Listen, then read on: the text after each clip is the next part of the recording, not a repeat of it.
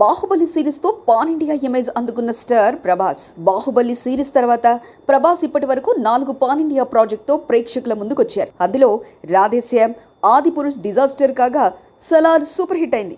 Saaho movie average talk తో గట్టెక్కింది. రాజమౌళి ఇచ్చిన stardom Prabhas కి తర్వాత కూడా కొనసాగిందని చెప్పడానికి అతని సినిమాలకు ఫస్ట్ డే వస్తున్న ఓపెనింగ్స్ ఉదాహరణగా చూపించవచ్చు.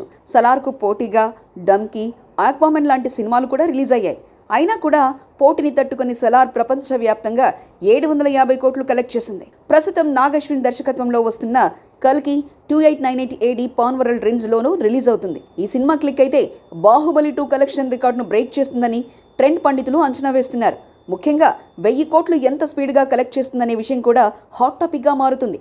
ఇదిలా ఉంటే రాజమౌళి బ్రాండ్ ఇమేజ్ లేకుండా పాన్ ఇండియా హీరోగా ఎదిగిన నటుడు ఐకాన్ స్టార్ అల్లు అర్జున్.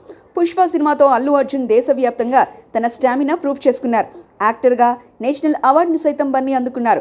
పుష్ప సినిమాలో సాంగ్స్, అల్లు అర్జున్ మేనరిజం ఎంతగా వైరల్ అయ్యాయో అందరికీ తెలిసిందే. ఈ నేపథ్యంలో ప్రస్తుతం పుష్ప ది రూల్ సినిమాపైనే దేశవ్యాప్తంగా బజ్ క్రియేట్ అయింది. ఈ సినిమా ఏమాత్రం వర్కౌట్ అయినా కూడా 1000 కోట్ల కలెక్షన్ గ్యారంటీ అనే మాట వినిపిస్తుంది. రాజమౌళి బ్రాండ్ ఇమేజ్ మీద ప్రభాస్, తారక్, చరణ్ పాన్ ఇండియా స్టార్గా ఎదిగారు. అయితే ప్రభాస్ బన్నీలలో ఎవరు టాప్ స్టార్ అనే చర్చ ఇప్పుడు సోషల్ మీడియాలో నడుస్తుంది.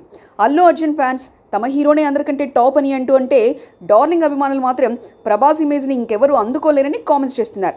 అయితే ఎవరు పాన్ ఇండియా స్టార్ ఎదిగినా కూడా ఒక తెలుగు సినిమా అభిమానులుగా ప్రతి ఒక్కరూ గర్వపడాలని సినీ విశ్లేషకులు అంటున్నారు.